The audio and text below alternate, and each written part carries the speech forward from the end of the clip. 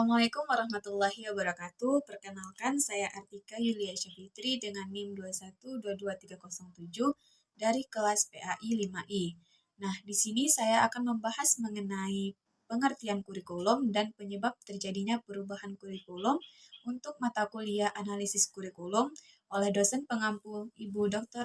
Elvi Rahmi, MA. Nah, sebelum kita masuk ke pembahasan, kita harus mengetahui terlebih dahulu mengenai apa itu kurikulum.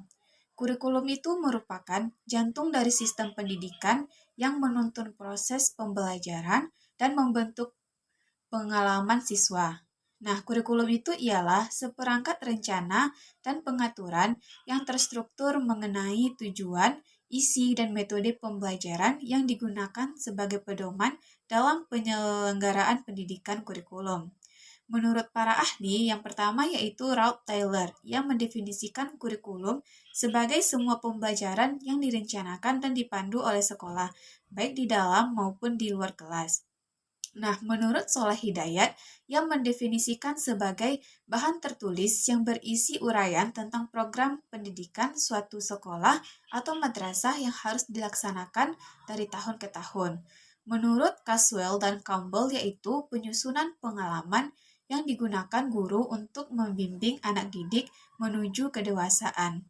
Nah, jadi kurikulum itu merupakan responsif terhadap kebutuhan siswa dan masyarakat, serta mampu mendorong perkembangan potensi individu yang dilakukan secara optimal. Selanjutnya kita masuk kepada faktor penyebab pengembangan kurikulum. Nah, kurikulum itu tidak statis, yang mana ia selalu beradaptasi dengan perubahan zaman dan kebutuhan masyarakat. Pengembangan kurikulum ini diperlukan untuk memastikan bahwa pendidikan ini tetap relevan dalam mempersiapkan generasi muda untuk masa depan. Nah, faktor penyebabnya yaitu yang pertama, perkembangan ilmu pengetahuan yang melahirkan temuan-temuan baru, konsep-konsep baru, dan pemahaman yang lebih mendalam tentang dunia kurikulum. Juga harus diperbaharui untuk memasukkan informasi terkini dan relevan dengan perkembangan zaman. Yang kedua yaitu perkembangan masyarakat dan kebutuhan sosial. Perubahan sosial seperti globalisasi, urbanisasi, membawa dampak terhadap nilai, norma, dan cara hidup masyarakat. Kurikulum itu juga harus responsif terhadap perubahan ini dan mempersiapkan siswa untuk hidup di tengah masyarakat yang dinamis.